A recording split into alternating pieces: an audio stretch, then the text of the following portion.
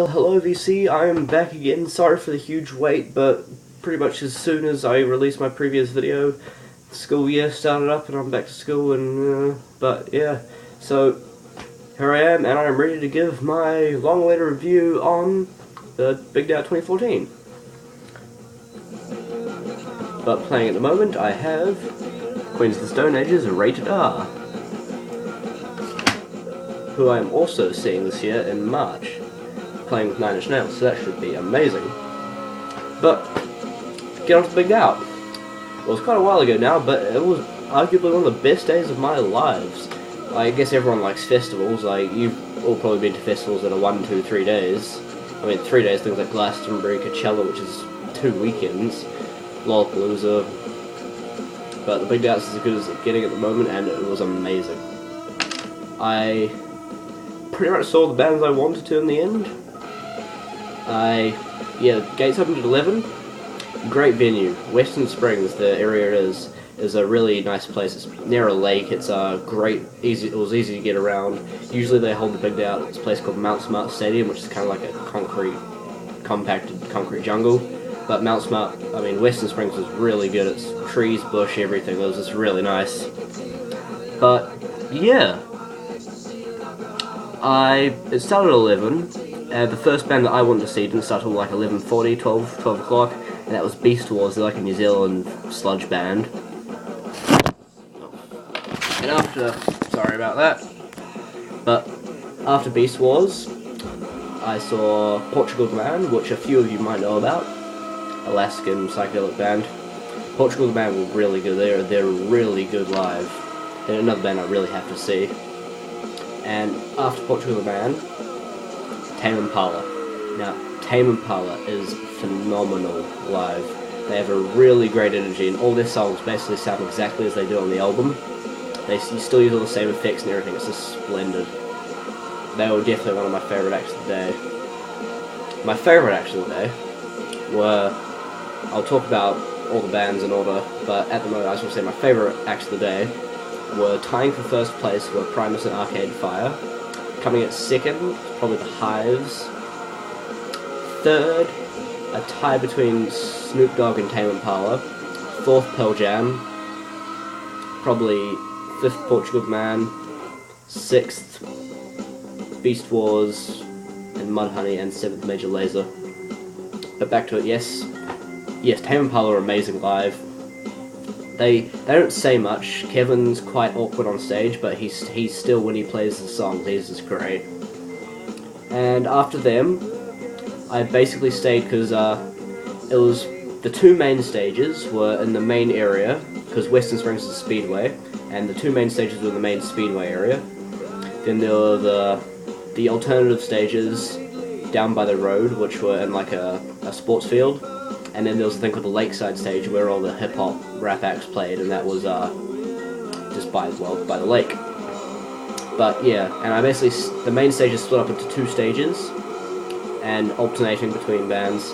And yeah, after Tame Impala, I stayed at the stage because I was waiting for Primus. And during my wait for Primus, the Naked and Famous were playing, and they seemed good. I wouldn't mind seeing them. But then on came Primus, and oh my god. That was definitely one of the most hectic concerts I've ever been to. Primus are amazing live. Les Claypool didn't say much, but it didn't matter. Their energy and just them on stage is just amazing. It was just so great seeing them in the flesh. They played a good set. They didn't play much stuff from Fizzle Fry. They opened with those damn Blue Collar Tweakers, and they closed with My Name is Mud. But they played things like Jerry Was a Race Car Driver, Wyman's Big Brown Beaver, Jilly's on Smack, Lee Van Cleef. All the good stuff. And after Primus, it was the Hives. Now the Hives were amazing. Gotta show this. Yeah. Gotta get merch from a concert, I mean, come on. So that's cute. But yeah, the Hives were amazing. They've been rated one of the best live bands in the world at the moment, and I can see why. Their stage presence is just phenomenal. They treat you like you're some kind of... like you're lower than they are, but it's really amazing. Like Pelly, their frontman, he's really cocky and really arrogant, but it's just part of the whole Hive stage persona, and god, they're good. It's just basically like a half-hour to an hour attack of brutal garage punk riffs and just amazing. They were good. I can't say much else, just that they were really good. Another band that I really have to see again. After the Hives, went to Mudhoney, and I hate to say it, but Mudhoney were really disappointing. They just, like, their new stuff was good, but they could have played a little bit more stuff from Superfuzz Big Muff and Every Good Boy Deserves Fudge. So it was a tad disappointing, and they're not very crowd interactive. So that was kind of a blow. So I left quite early in I left quite early in Mudhoney to go see Arcade Fire, and Arcade Fire were phenomenal. They were tied for first, and for a good reason. They're one of the best live bands ever. They were quite a big band. They tour with quite a big band. Like in the studio, they're still quite big, but they still have guys on congas and everything. They have 2 drummers. But yeah, they had since it was the whole Reflector tour, they had it all set up with like mirrors in the back, and it was really cool. They played a good set, all their classics. They played Tunnels, Rebellion, Wake Up, and the stuff from the new things like Here Comes the Night, Afterlife, Reflector. But they're a really good vibey band, really good vibes live, and my vocal cords were dead afterwards because they're so sing-alongable, and I really got into them when I first heard them, so I was waiting for them for ages. So yeah, they were amazing. After Arcade Fire, well, one of the other main headliner was Pearl Jam, and Pearl Jam were really good. They weren't the best, but they were really good. I'm a tad disappointed because they didn't play Yellow Leadbetter, Jeremy, or Alive, and I really wanted to see those songs live, but hopefully they'll come back and I can see them. But they played a decent set. They played for 2 hours and 45 minutes. I watched a bit of Pearl Jam. They opened with Release, and I saw Release, Go, and Animal, and like I think Sirens, one of their new album. Then me and my friends went to see Snoop Dogg, and Snoop Dogg was bloody good. He's really good on stage, like he's really good with the crowd and everything. And we stayed for most of Snoop Dogg's set. Got to see Gin and Juice and Drop It Like It's Hot live, so that was, Drop It Like It's Hot was good fun. Then went back to Pearl Jam. Perfect timing, because just as we got back to Pearl Jam, they started playing Black. And Black was amazing. Like, they always extend it when they're playing on stage, and it just makes it amazing. Eddie Vedder was still great, and they had a massive lighting rig. I'll try to post as many photos as I can that I took of the big day out.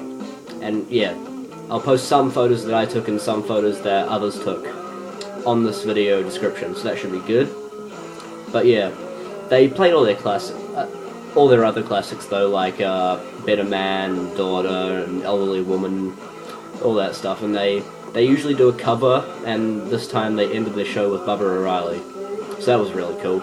And they had these big orbs that hung down, and Eddie was swinging on them side to side, so that was still good to see he's up to his old antics. And after that, went to see a band that I wouldn't usually see. I'd never listened to their music, because it's not the kind of thing, but man were they good live. They were Major Lazer, and their frontman Diplo, he's really good with the crowd. And their music is just really fun. Like, it's not something I could sit down and listen to, but in the flesh, live, it's really good. Like, it's a good, fun dance party kind of thing. But, yeah, I actually really enjoyed it. They have a great light show. I mean, you can't be called Major Lazer without having a light show. So, that was really good. It was a great way to end the night because it was dark and everything was all lit up and wow. And yeah, it ended at 11:30, 11:45. I was absolutely just dead afterwards. But it was so worth it. It was the best day of my life. And yeah, so tomorrow, funnily enough, I have another concert, Westfest, and I'll do a review on that as soon as possible. I promise this one will be as soon as possible. But hopefully you all haven't given up on me. Josh should be here soon, I hope. I'll get him to make another video at some point soon. But yeah, thanks for watching everyone. Hope you enjoyed it. Keep watching and I'll keep posting. Cheers, see you later.